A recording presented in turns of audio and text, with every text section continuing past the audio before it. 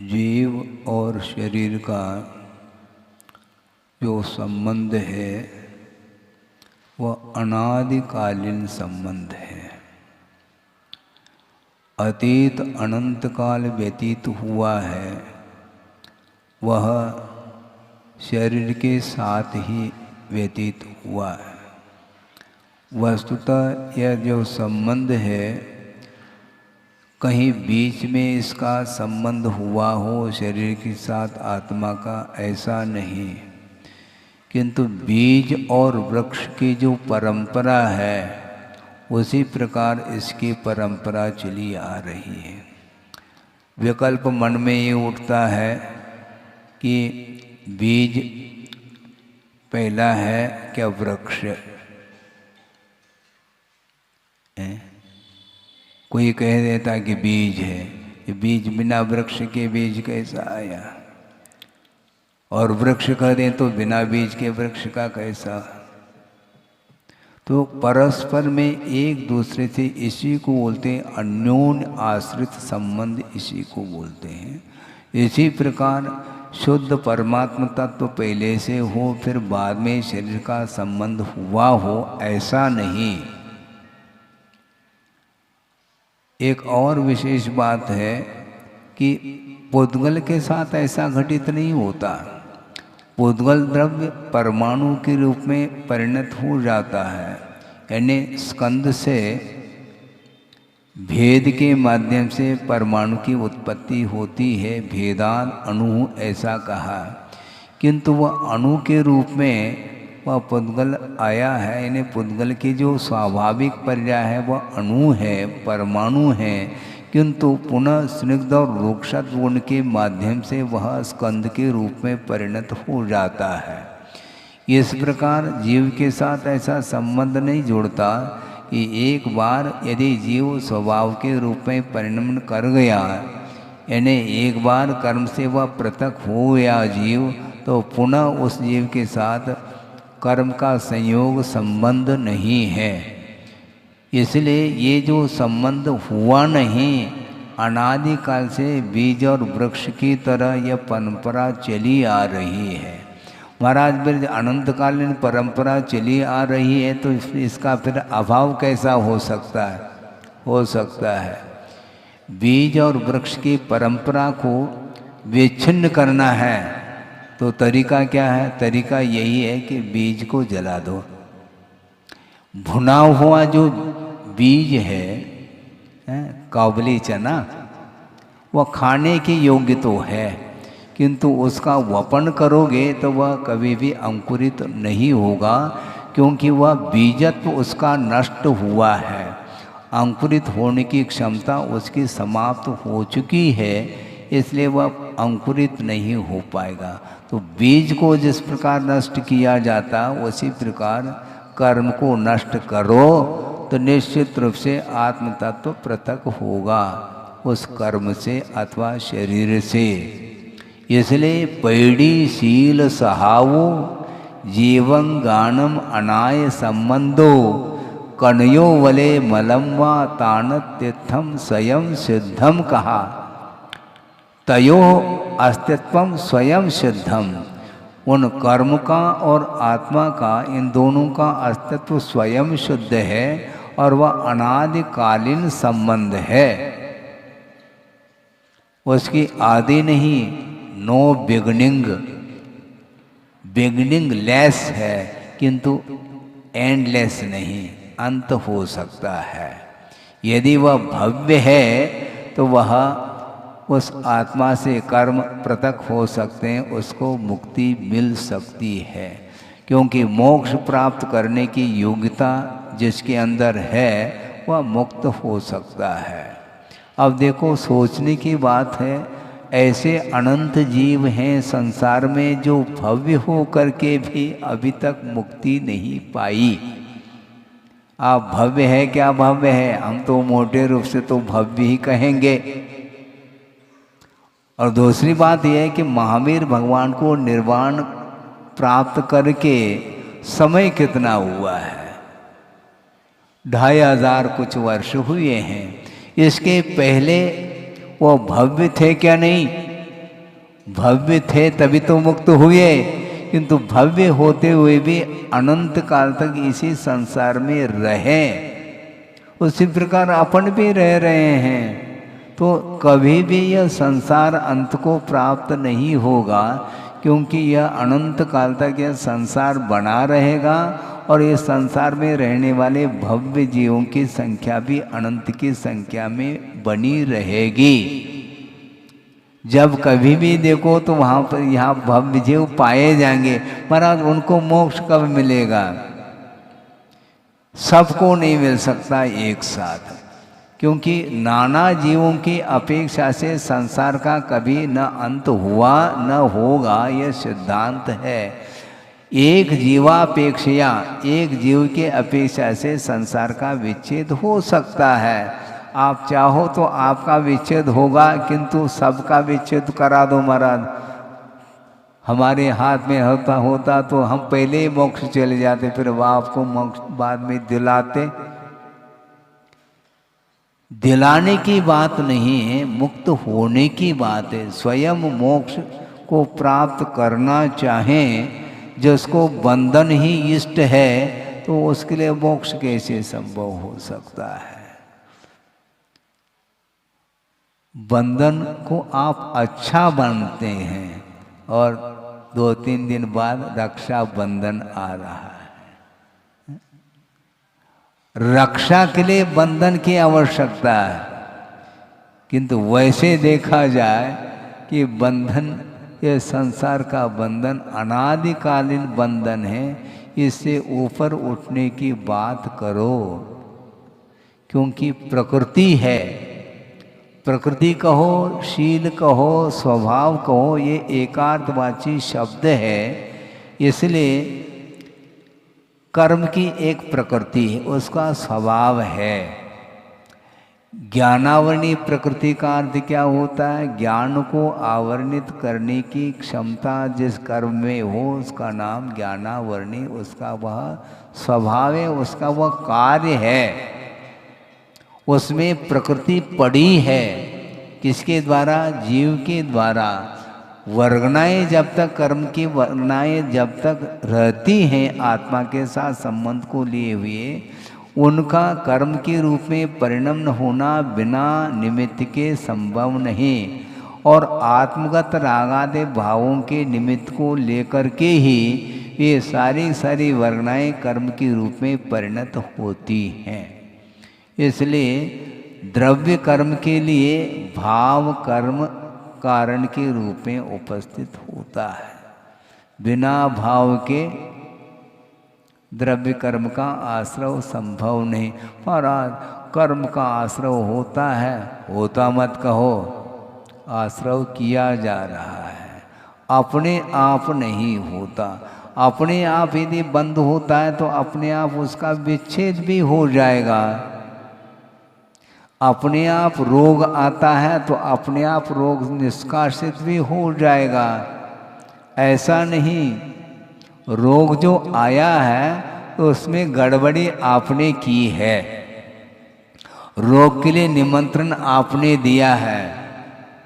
अपने आप रोग, हमने कुछ किया ही नहीं। कैसे नहीं किया है? आसाता वेदनी का कर्म का बंध जो आपने किया है ना, वही तो रोग को ले आता है।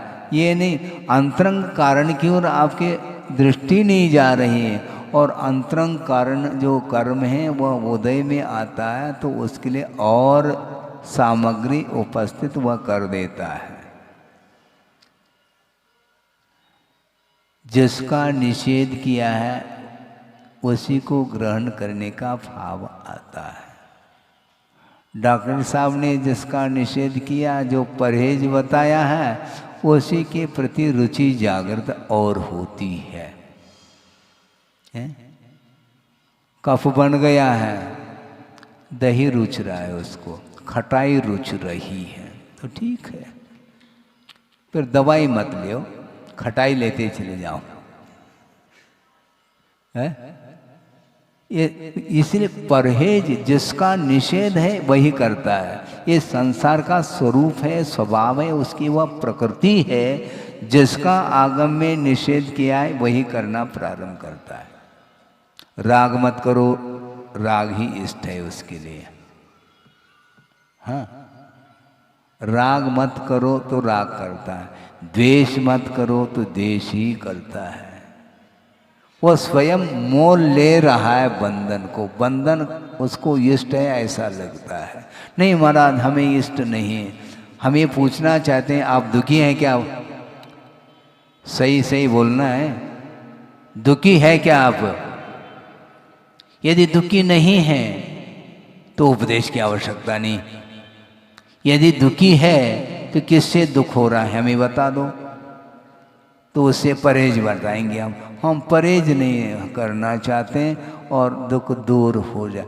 दुख की जो सामग्री है उसको एकत्रित करते चले जा रहे हैं और दुख से दूर होना, ऊपर उठना चाहते हैं, ऐसा न भूतो न भविष्यति वाली बात है।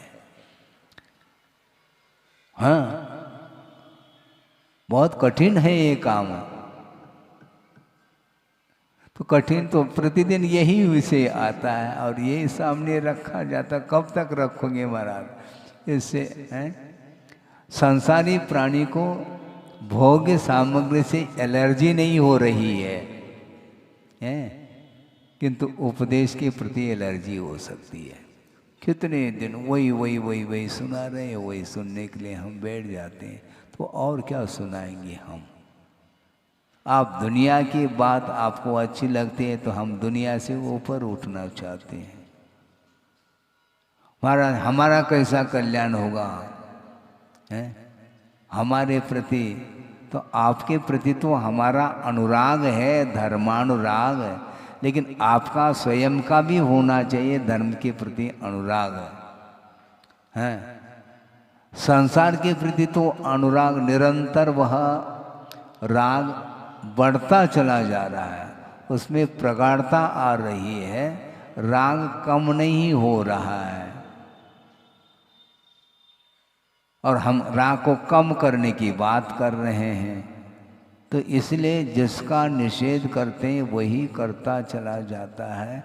इसलिए आचार्य महाराज कहते हैं कि भगवान इसी से किसी से नहीं बोलना चाहते, इसीलिए नहीं बोलना चाहते। बोलने से कुछ भी उनको लाभ देखने में नहीं आ रहा है। उनके सामने पूरा जगत जो है ना प्रत्यक्ष दिखाई दे रहा है कि इसके अंदर कौन कौन से परिणाम हैं, क्या है। इसलिए वो उपदेश देना नहीं चाहते हैं, क्योंकि उपदेश लागू उसी के ऊपर होता है जिसका होनहार है। जो उम्मीदवार है उसके ऊपर जल्दी उपदेश लागू होता। महाराज हम है क्या? नहीं फिर नहीं है ऐसा मैं तो नहीं कहूँगा, किंतु उपदेश निरंतर सुनते हुए भी प्रतिदिन राग कम हो रहा है क्या नहीं हो रहा है, इसका जो कुछ भी परीक्षण हम नहीं कर पाएंगे। क्या आप ही कर पाएंगे? आप दुकान में बैठते हैं तो कितने उत्साह के साथ आप दुकान चलाते हैं, मैं देखने के लिए थोड़ी आ पाऊँगा, ये मेरा विषय है ही नहीं। और यहाँ पर दुकान की आप बात नहीं करते हैं, भले ही भीतर विचार उत्पन्न हो रहे हैं, बात अलग है। बैठे हैं किंतु परिणाम, अनेक प्रकार के परिणाम इसके होते ही रहते हैं, वो रुकते नहीं, रोकना पड़ेगा उनको। इसलिए राग को कम करने का पुरुषार्थ आपको करना है, और उसके जीवन में ही राग कम होगा जिसकी श्रद्धा, जिसकी आस्था मजबूत हो रही है। इसलिए अनित्य की ओर दृष्टि जाएगी तो निश्चित रूप से राग कम करेगा। नित्यत्व की दृष्टि समाप्त होनी चाहिए। जब वह नित्य नहीं है तो उसको पकड़ने का क्यों प्रयास कर रहे हैं? आप दूसरे को देख करके हंस सकते हैं क्या? सरोवर आप हैं मान लो नदी के किनारे पहुँचे हैं और बच्चे को भी ले गए हैं, और मान लो रात का समय है, तो उस नदी में सूर्य का प्रतिबिंब देखने को मिलता है, तो वह छोटा बच्चा पकड़ने के लिए चला जाता है, तो आप उसको देख कर के हंस जाते हैं। और आप किसको पकड़ रहे हैं? किसको पकड़ रहे हैं हमें बताओ? बाहरी पदार्थों को ही पकड़ना चाहता है, तो बच्चे से कम थोड़ी हैं आप। महाराज ये नादान है, इसको समझाओ, तो आपको कौन समझाए? आपको भगवान समझा नहीं पा रहे, हम तो बहुत दूर की बात है। समझाने से बात समझ में नहीं आती है। एक कर्तव्य की दृष्टि से समझाना अलग वस्तु, उसका निषेध भी नहीं है, किंतु उपदेश के उपरांत भी उसकी जो वृत्ति है वह यदि नहीं सुधरती है तो कौन सुधारेंगे? नहीं सुधर पाएंगे। तो इसलिए अनित्य अनित्य भावना के विषय में धीरे धीरे हम भी आगे बढ़ रहे हैं। अनवरयम जो संचदी लक्ष्यम नय देदी ने भुंजेदी अपनिया विलक्ष्य परलक्ष्य समानिया तस्सो। जो व्यक्ति निरंतर धन का संचय करता है और दूसरे को देता भी नहीं पात्र के लिए, और स्वयं भी उसका उपभोग करने में वह कंजूसी कर रहा है, तो आचार्य कह रहे हैं कि अपनियाबी लक्ष्य व अपनी संपदा भी पर की संपदा के समान वह हो जाती है। दूसरे की संपदा का उपभोग आप कर सकते हैं क्या? देख लो, संभव नहीं, एक पाई नहीं ले पाओगे। हाँ, इनडायरेक्ट भले आप ले लेंगे, ये बात अलग है, डायरेक्ट हाथ लगा दो समझ में आ जाएगा। तो जिस प्रकार दूसरे की लक्ष्मी भोगने में नहीं आती, उसी प्रकार अपनी लक्ष्मी भी भोगने में नहीं आ रही और देने में भी वह नहीं आ रही है। तो ऐसी स्थिति में उसका जीवन क्या है? वो निरंतर वह कमाने में लगा हुआ है, उसके प्रति उसकी क्या धारणा है? बहुत कठिन है। अनंतानुबंधी संबंधी राग को दूर करना अत्यंत कठिन है, लेकिन वह दूर मांडो हो भी गई है तो भी अप्रत्याख्यानावृणी कषाय संबंधी जो राग है वह भी भयानक है। अच्छे अच्छे मतलब 63 साल का पुरुष हो, महापुरुष हो, उसको भी वह मोह गाफिल कर रहे, उसके द्वारा गाफिल हो रहे। क्षायिक सम्यक्त होने के उपरांत भी उसी में रंग रहा है। रंगमा हो रहा है, वो उसी में रंग रहा है। वो उससे ऊपर उठने का भाव ही नहीं होता, जबकि सम्यक्त पल्ले में है। इसके बाद भी ये स्थिति है तो सम्यक्त के अभाव में क्या स्थिति होगी? और दूसरी बात, एक और आश्चर्य की बात हम ये रखना चाहते हैं कि मान लो सम्यक्त तो नहीं है, किंतु ग्रहित मिथ्या से बचा हुआ है, वो फिर भी ठीक है, क्योंकि सच्चे देवगुरु शास्त्र की ही उपासना करते हुए भी वह सम्यक्त से पतित हो सकता है, किंतु जिसका ग्रहित मिथ्यात्व चल रहा है वो उसके लिए बहुत कठिनाई होगी। सिद्धांत से थोड़ा सा विचार कर लें कि सम्यक दर्शन के अभाव में अनंतानुबंधी का उदय चल रहा है और मिथ्यात्व का भी उदय चल रहा है। ये दोनों प्रकृति सर्वघाती है क्या? नहीं है, क्योंकि इसके उदय से ही सम्यक का घात हुआ है। लेकिन फिर महाराज वो तो एक प्रकार से धरती कहलाई, उसमें कोई विकास और विनाश उसमें भी कुछ होता है क्या?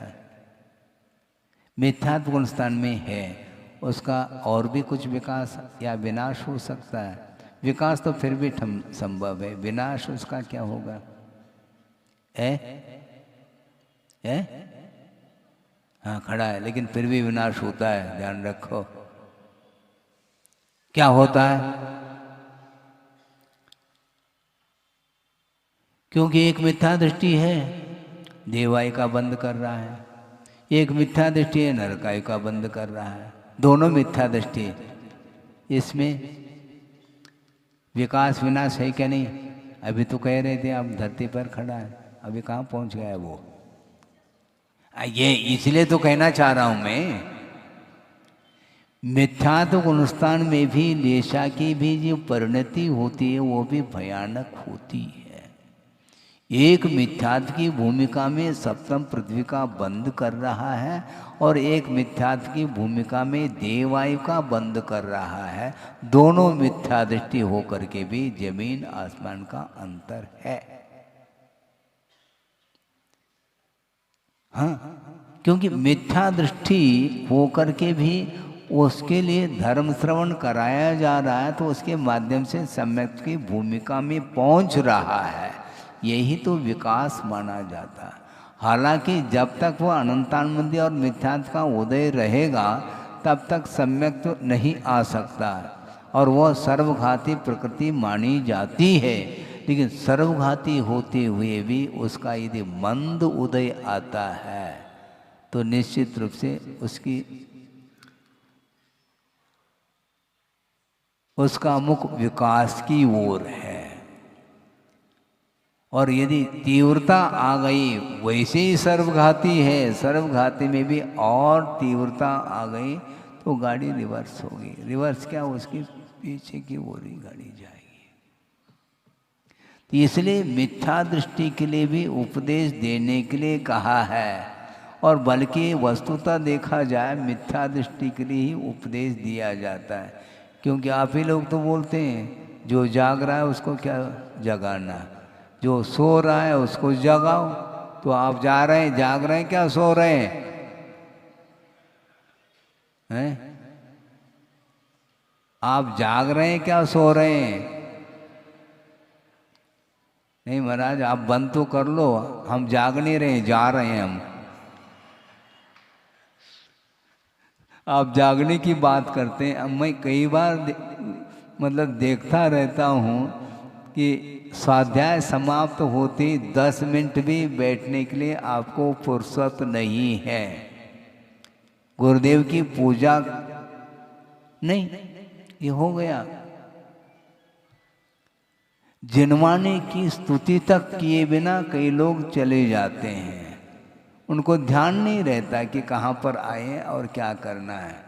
जैसे मान लो पूजन कर रहे होते हैं तो जब तक पूजन का विसर्जन ना हो तब तक अन्य कार्य नहीं करना चाहिए, है क्या नहीं ऐसा? लेकिन बीच में ही जलम और बीच में चर्चा हो रही है, गंधम, ये सब चल रहा है, होता है कि नहीं हो रहा है? क्यों ऐसा हो रहा है? कितने विकल्प हैं। धार्मिक क्रियाओं को बिल्कुल 10 मिनट के लिए भी करना है तो भी उसमें प्योरिटी नहीं आ रही है। तो ये कितनी औपचारिकता होती चली जा रही है। और आप पूछते भी हैं महाराज हम कैसे आगे बढ़े, तो पीछे ही चले जा रहे हैं, आगे बढ़ने की बात ही नहीं है। 10 मिनट भी शांति के साथ धार्मिक कार्य नहीं करते हैं तो हम फल और चाह रहे हैं, हमें कौन सा फल मिलेगा? जैसे परिणाम है वैसे फल मिलता चला जाएगा। हाँ, काहे स्वर्ग भी करते हैं तो पता नहीं कितनी स्पीड से होता रहता है, यूं करते रहते हैं। नमो अरहंताणम, इसमें उपयोग टिक ही नहीं पाता और आगे गुरिया खिसक जाती, वो खिसकाते रहते हैं आप। इतनी ये आकुलता नहीं है। किसके शरण में आए हैं? पंच परमिष्टि के शरण में आने के उपरांत भी शांति के साथ एक माला भी नहीं फेर पाते हैं और मन फिर जाता है, इधर उधर चला जाता है। इसलिए उसके प्रति समर्पण भाव जागृत करना बहुत कठिन है, सबसे दुर्लभ है ये। और बिना इंटरवल घंटों तक विकताएं हो सकती हैं, उसके लिए घड़ी नहीं देखते हैं, घड़ी को पीछे कर देते हैं, और वो विकताएं घंटों तक होती चली जाती हैं। राग की कथा, हाँ, काम भोग और बंध की कथाएं रात दिन चलती रहती है, वह प्योर कथा चलती है वो। और ये सत कथा में जो है ना 10 मिनट भी नहीं हो पाता, और वो उसका मन, तो क्या करोगे आप, कैसे होगा? बहुत साधन इतने मिलते चले जा रहे हैं, इसके उपरांत भी साधना की ओर दृष्टि नहीं जा पा रही है। आचार्य महाराज राजवार्तिक पढ़ा रहे थे, आप सुनो, आपस में फिर चालू हो गया। इसलिए तो कहा जा रहा है, हम क्या कहना चाह रहे हैं। आचार्य महाराज राजवार्तिक का स्वाध्याय करा रहे हैं संघ के लिए, और किसी महाराज ने कहा कि महाराज ये बहुत ही ऐसा विषय हमने कहीं देखा ही नहीं, बहुत अच्छा विषय है। तो गुरुदेव ने क्या कहा मालूम है? हाँ, अच्छा क्या, प्रयोग करो तो अच्छा, नहीं तो ओम शांति है। प्रयोग की ओर दृष्टि नहीं है तो क्या अच्छा और क्या बुरा, ध्यान नहीं है। श्रवण बनने के बाद भी ये स्थिति आती है क्या महाराज? हाँ, आती है ना। इसलिए कहा गया कि निरंतर अपने उपयोग को केंद्रित करने का पुरुषार्थ करना चाहिए, क्योंकि उसकी वह प्रकृति है।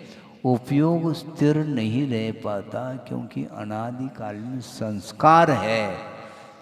इसलिए त्यक्त पदार्थ के प्रति भी दृष्टि होती रहती है।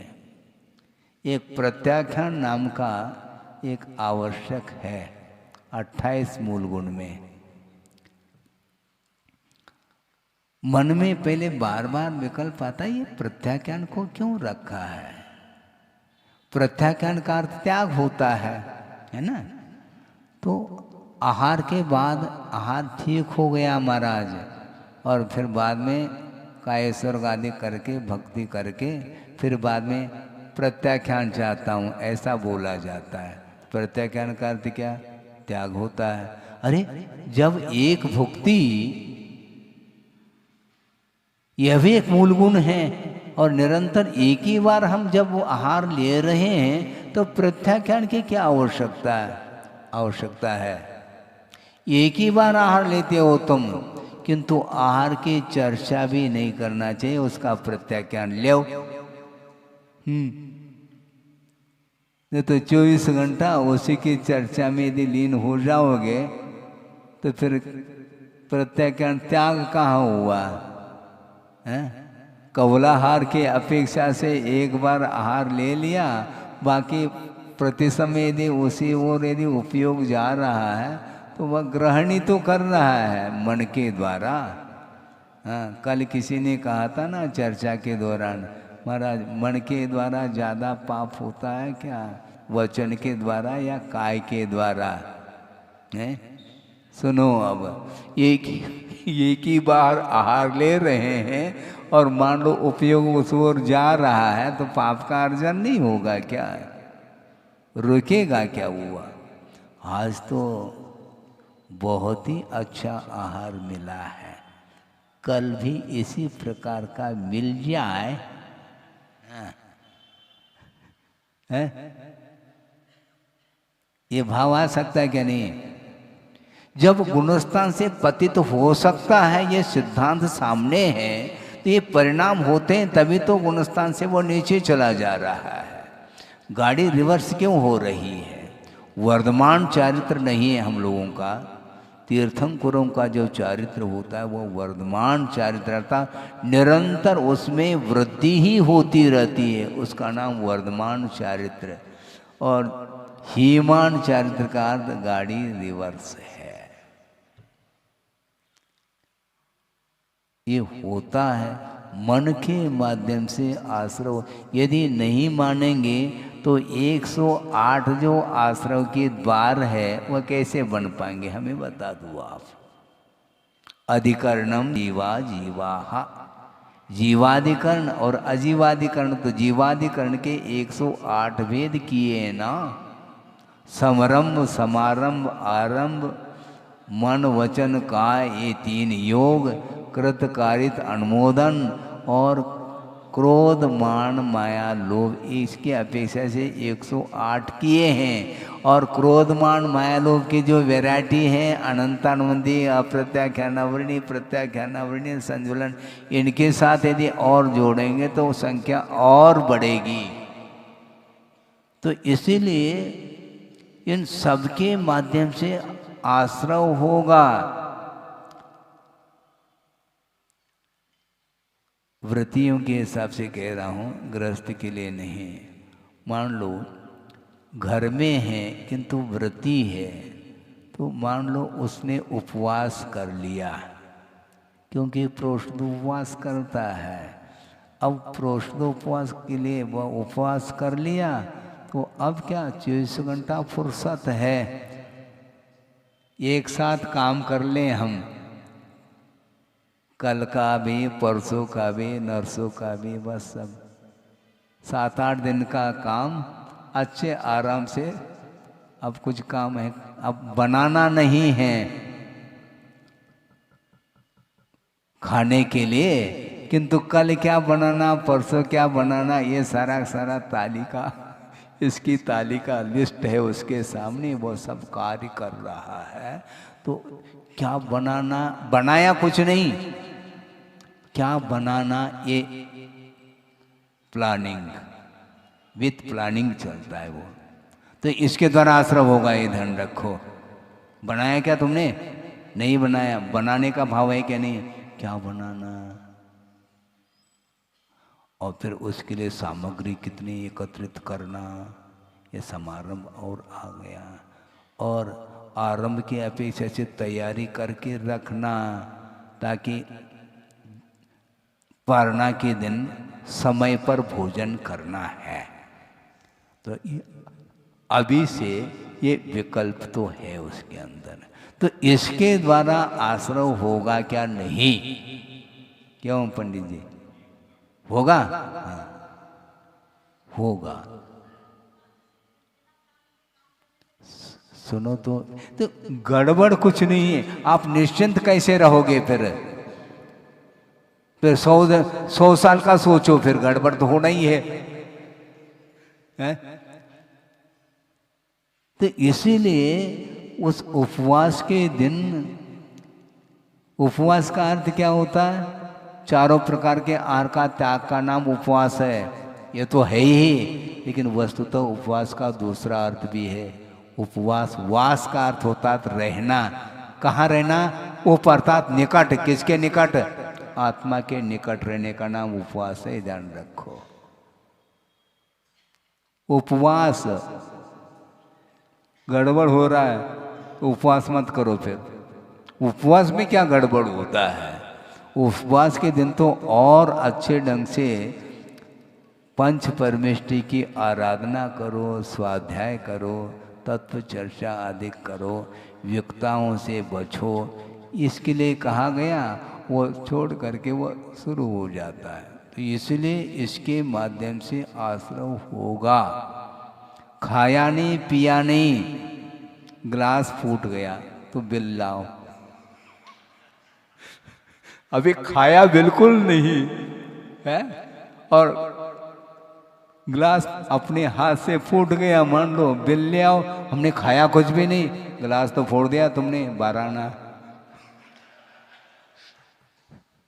तो उसी प्रकार आपने अभी भोजन किया नहीं, किंतु उसकी जो विकता है उसके द्वारा ग्लास फूट रहा है, चारित्र रूपी ग्लास।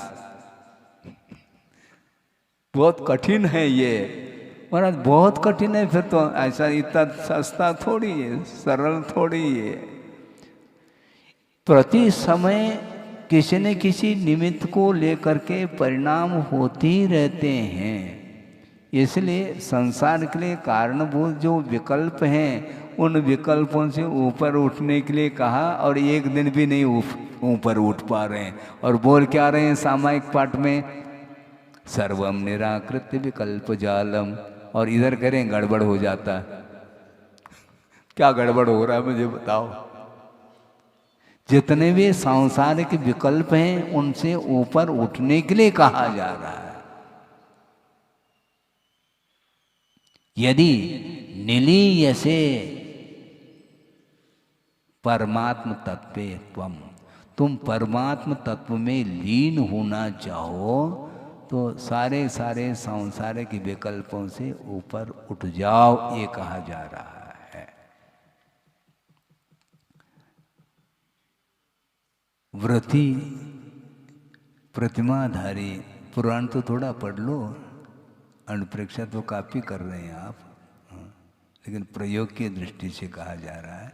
सुदर्शन सेठ देखो, स्मशान में जा करके वह यथाजात हो करके वह खड़े हो करके सामायिक कर रहा है। हाँ, वह गृहस्थ है, उसके साथ भी परिवार लगा हुआ है। इसके बाद भी भूमिका देखो, और वो उपसर्ग हो गया उसके ऊपर, उसके उपरांत भी एक श्रवण की चर्या जैसे उसकी चर्या हो गई। उस उपसर्ग को भी जीत लिया उसने। 2 बार उपसर्ग हुआ, एक मुनि बनने के पहले और एक मुनि बनने के उपरांत। 2 बार उसके जीवन में उपसर्ग हुआ, स्त्रीकृत उपसर्ग हुआ। इसके उपरांत भी वो एक क्षण के लिए भी परिणाम विकृत नहीं होने दिया, और कहने के लिए गृहस्थ है। हमारा आप श्रवण की बात करते हैं, गृहस्थ की तो बात करो, ये तो गृहस्थ की बात करने जा रहा हूं मैं। आज ऐसा कोई है नहीं है, ऐसा नहीं कहूँगा, लेकिन वस्तुतः क्या स्थिति बन रही है। थोड़े बहुत भी हम शांति के साथ प्रभु का स्मरण नहीं करना चाहते हैं। इसको बोलते हैं आधुनिकता। पहले कोई भी आधुनिक वातावरण नहीं था, बहुत शांति के साथ। अब तो कहीं भी शांति नहीं मिलेगी। जहाँ शांत वातावरण है वहाँ पर गए तो पीछे पीछे आ गए, और उनको कुछ करना कुछ भी नहीं है। जो कर रहे हैं उनके लिए व्यवधान उपस्थित और हो रहा है। महाराज हमारी भूमिका है, ये ध्यान रखो, आपकी भूमिका है, बहुत अच्छी बात, शांति के साथ दर्शन करके निकलो। नहीं, वो खड़े ही होते हैं, वो दर्शन होने के बाद भी वो खड़े। महाराज आप अपने आप में रहो ना। हमारी भूमिका अलग है, आपकी भूमिका अलग है, तो ठीक है भैया। यदि इसी प्रकार है तो हाथ में हम माला ले लेंगे और दीवार की ओर मुख करके बैठ जाएंगे। तुम हल्ला भी करो तो हमें कोई आपत्ति नहीं फिर, क्योंकि इसी प्रकार अपनाना पड़ेगा। उसके बिना मन कभी भी संयत नहीं हो सकता। नो कर्म से बचने का अर्थ इतना ही होता है, उपयोग को डाइवर्शन देना चाहिए। और जो निरंतर उपयोग जिसका नहीं लगा है, तो उसकी स्थिति क्या बनेगी? कुछ भी नहीं कर सकते हैं। इसलिए गुरुदेव ने ये कहा था कि देखो, कर्तव्य की दृष्टि से कुछ कहा जा सकता है, इसके आगे कुछ भी नहीं कहा जा सकता। कि वो क्या कर रहा है, ऐसा थोड़ी कहा जा सकता है। टीचर ने पढ़ा लिया, होमवर्क दे दिया, तुम करो तो ठीक है, नहीं करो तो आपके घर जा कर के थोड़ी देखने के लिए आएगा होमवर्क होमवर्क कर रहा है क्या नहीं कर रहा। तो करना हो तो करो, नहीं करना तो तुम्हारी मर्जी, हमारी कोई अर्जी नहीं। हाँ, तुम्हारी मर्जी के ऊपर, क्योंकि भगवान के ऊपर कुछ भी नहीं है। केवल कर्तव्य की दृष्टि से उन्होंने कहा कि इस प्रकार दूसरे के प्रति उपकार का भाव रखना चाहिए, किंतु उसकी इच्छा यदि है तो दिया जा सकता है उपदेश, उसमें कोई जोर जबरदस्ती नहीं है, विरोध नहीं। विरोध में अवरोध है। हाँ, तो फिर क्या करना, अनुरोध करो। हाँ, अनुरोध में, अवरोध में, विरोध में, इन तीनों में अंतर है। आप कहते ना अनुरोध है, इसका अर्थ क्या है? क्या है इसका अर्थ? अनुरोध का अर्थ क्या है? हाँ, आपसे प्रार्थना करते हैं, ये अर्थ निकलता है। आपसे अनुरोध है, जहाँ कहीं भी हो वह व्यवस्थित हो जाए, ऐसा बोलते हैं। यहाँ पर विरोध नहीं है। विरोध करेंगे तो अवरोध होगा। परोपरोधाकरण उसी को बोलते हैं। अवरोध नहीं, जहाँ पर अवरोध है वहाँ पर अचौर्य व्रत नहीं पल सकता। मान लो कोई व्यक्ति आकर के यहाँ पर बैठ गया, दूसरा कहता तुम्हें मालूम नहीं है क्या, मैं प्रतिदिन बैठता हूँ यहाँ पर। अवरोध कर रहा है वो। तो इसमें अदत्ता दानम स्तेयम, ये अचौर्य व्रत फिर पल नहीं पाएगा। हाँ, ये अतिचार तो पढ़ो, कम से कम भावना तो पढ़ो। व्रती के लिए कहा जा रहा है, मैं प्रतिदिन यहीं बैठता हूं, तो क्या तुम्हारा स्वामित्व है क्या उसके प्रति? लाका बॉन्ड तुम्हारा है क्या? आप जो वस्तुतः सही मायने में जो व्रती होगा वह कहता है कि भाई साहब आप बैठिए, हमारे लिए खूब स्थान है, कहीं भी बैठ जाऊंगा, आप आइए, आपकी जगह है ये। लेकिन जैसे ट्रेन में करते ना, हाँ, क्या बस पहले से जा कर के टोपी रख दी, पगड़ी रख दी, हैं, और लगेज क्या बोलते हैं, हाँ, अटैच रख दी, बस हो गया। अब दूसरा नहीं आ सकता, इस पर कोई बैठ नहीं सकता। गाड़ी रिजर्व हो गया ये।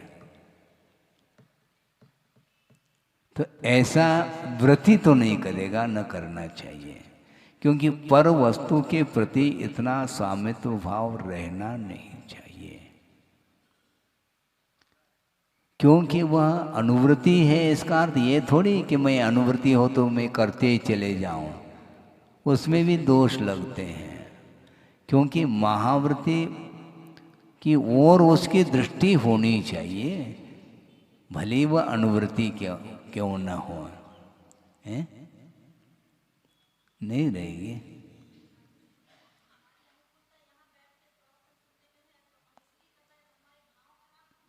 हाँ हाँ, ठीक है ना, हाँ, तो कर लो फिर। हाँ, जो इसलिए लगता है अदत्ता दानम स्तेयम, बिना दी हुई वस्तु को हम ले रहे हैं, जगह ले रहे हैं हम। आपका अधिकार है क्या? स्वामित्व है क्या आपका? मुझे बताओ। स्वामित्व नहीं है। आपकी वस्तु नहीं है, मान लो वो गिरी हुई वस्तु है, उसको उठा नहीं सकोगे। निहितम वा पतितम वा सुविस्मृतम वा परस्वम अविसृष्टम, न हरति न च दत्ते, न वह ग्रहण करता न देता है, नहीं दे सकता है, क्योंकि गवर्नमेंट की चीज है वो। किसकी वस्तु है आपको ज्ञात थोड़ी, ले करके चले गए, मान लो वो पीछे पीछे आ गए, भाई साहब ले, तो आप क्या करोगे? अपनी वस्तु भी है, मान लो यहाँ रखी है, बाद में मान लो विस्मृत हो गया, ये हमारी है क्या दूसरे की? तो उठाना नहीं कहा है, दूसरे के तो छोड़ो आप। अदत्ता दानम, बिना दी हुई वस्तु को ग्रहण करना चोरी है, ऐसा कहा। किसी ने कहा तुम चोर हो, तो उबल गया हो, तो उन्होंने कहा भाई साहब आपने कब व्रत लिया था, अचोर व्रत? वो शांत हो गए। वो जब तुमने व्रत अंगीकार किया नहीं है और कोई दूसरा चोर कह दे तो आपको दिक्कत क्या हो रही है? आपका कोई संकल्प है क्या चोरी नहीं करने का? फिर भी कोई कह देता तो बुरा मान लेता है, जैसे बिल्कुल ही है? तो ये सब क्या है? ये परवश। यहां तक गुरुदेव ने कहा था ये भावों की भी चोरी होती है। हाँ, किसी को हम आग्रह करते हैं तो चोरी का दोष लगेगा, क्योंकि उसके भाव नहीं है। जबरदस्ती किसी की धारणा को परिवर्तित करने का प्रयास करना, यह भी चोरी के अंतर्गत आता है। हाँ, आप रखो जो भी चर्चा का विषय रखना हो, उसके लिए भी उत्तर है। हाँ, नहीं है तो बैठे क्यों फिर? और दूसरी बात यह है, मैं किसी को फोकस थोड़ी बना रहा हूं, मैं सभा को फोकस बना रहा हूं, ये ध्यान रखो। सभा के लिए उपदेश है, हमने बुलाया तो है नहीं, निमंत्रण तो दिया नहीं, जबकि आपने ही कहा महाराज समय हो गया चलिए, तब आया हूं मैं, ये ध्यान रखो मंच पे। हाँ? बहुत जल्दी प्रश्न करते, करना भी चाहिए, उसके माध्यम से उत्तर भी तो मिलता है, और सबके लिए उत्तर मिलता है एक के निमित्त से। आग्रह नहीं इसमें, किसी की धारणा को जबरदस्ती परिवर्तित करना, ये चोरी माना है। भावों की चोरी, श्रद्धा की चोरी। श्रद्धा की चोरी हाँ होती है। किसी का कोई भक्त है, अब उसको इधर आकर्षित करना ताकि उधर से अपने पास आ जाए, ये चोरी है। भक्त की चोरी, क्योंकि किसी का भक्त बना है तो उसको इधर आकर्षित कर रहे हैं ताकि उधर से वो टूट जाए। हाँ? क्या? हाँ? इसलिए गुरुदेव ने बहुत अच्छा विषय दिया था कि संलेखना के समय पर भक्त प्रत्याख्यान किया जाता है। भक्त का अर्थ भोजन होता है, लेकिन गुरुदेव ने कहा दो अर्थ है भक्त का। भक्त का अर्थ एक भक्त शिष्य, उसका भी प्रत्याख्यान किया जाता है। शिष्य के प्रति भी अब कोई संबंध नहीं रहेगा। भक्त अर्थात भोजन का भी क्रमशः त्याग होता है, और शिष्य का भी संबंध अभी तक था, अब कोई संबंध नहीं है। क्योंकि शिष्य के साथ संबंध रखेंगे तो स्वयं को ये फील करना पड़ेगा कि मैं इसका गुरु हूँ, तो गुरु और शिष्य का संबंध संलेखना के समय पर समाप्त हो जाता। अपने आप को वो आचार्य नहीं मानते क्योंकि छोड़ दिया। आचार्य पद को छोड़ने के बाद फिर उसको प्रायश्चित आदि देना, ये कुछ भी नहीं होता।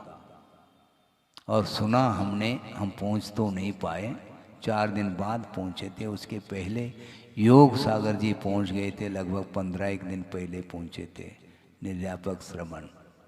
और उस समय सुनने में ये आया, जिस दिन उन्होंने त्याग किया है उस दिन से कोई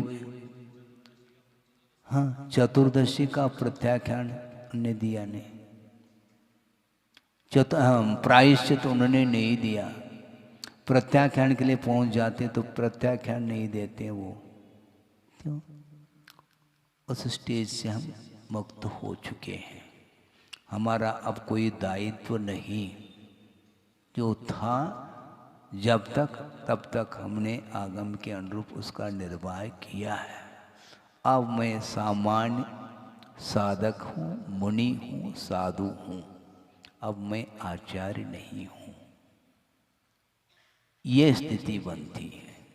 और आचार्य पद पर भी जब रहते हैं उस समय भी किसी के लिए कोई आग्रह नहीं करते। स्वयं कहता हाथ जोड़ करके, महाराज हमारे लिए कुछ मार्ग प्रशस्त करो, तो उस समय उसकी भावना को देखते हुए आगम के अनुरूप उसको प्रोत्साहित करते हुए आगे बढ़ाया जाता है। इसलिए आग्रह नहीं, स्वामित्व तो है ही नहीं। हाँ। भक्त की चोरी हमने जब सुना तो आचार्य महाराज क्या चिंतन कर रहे हैं, देखो बिल्कुल आगमोक्त है वो चिंतन। दूसरे का है तो नहीं, अपना है उसके प्रति भी स्वामित्व नहीं है, तो दूसरे को ग्रहण करने का भाव कहां से आ सकता है? वो नहीं आ सकता। तो इसलिए लिए हुए व्रतों को निर्दोष पालन करना चाहो तो बहुत आपको संतोष धारण करना। निरंतर विकल्प उत्पन्न होते रहते हैं, लेकिन तो उसको नियंत्रण में रखना चाहिए। आएंगे विकल्प, आ सकते हैं, बल्कि व्रत धारण करने के पूर्व में ही कौन कौन से दोष लग सकते हैं इसको ध्यान में रखना चाहिए और उन व्रतों का निर्दोष पालन करने का पुरुषार्थ करना चाहिए। 2 मिनट में वह प्रसंग आपके सामने रख दूं, जबकि गुरुदेव ने कई बार रखा है, कई लोगों ने सुना होगा, लेकिन आप लोगों ने शायद ही सुना होगा। हाँ, कि अनुव्रती होकर के भी निर्दोष व्रतों के पालन करने के प्रति जो लगनता है वह अद्भुत है। प्रसंग उन्होंने ये दिया था, अजमेर के सेठ, कौन? भागचंद सेठ सोनी, अजमेर के, और उनकी एक टीम थी, एक समूह था, और उसमें एक विद्वान भी थे जिनका नाम गुरुदेव ने कहा था कि सदा सुखदास जी। और वह विद्वान थे और प्रतिदिन स्वाध्याय कराते थे। और एक दिन सेठ जी के मन में विकल्प आया यात्रा का। आप सुन रहे क्या? नहीं, छोड़ रहा हूं मैं, समय हो रहा है। और उन्होंने एक मन में विकल्प आया तीर्थ यात्रा का, और उन्होंने कहा कि हमें तीर्थ यात्रा करनी है, तो इसमें सभी को चलना है। और उन्होंने कहा, विद्वान के लिए भी उन्होंने कहा कि पंडित जी आपको भी इसमें शामिल होना है यात्रा में।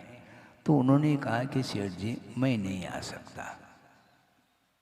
सेठ जी ने कहा क्यों, क्या बात है, कोई परिस्थिति ऐसी कौन सी आ गई? कोई आर्थिक परिस्थिति तो नहीं?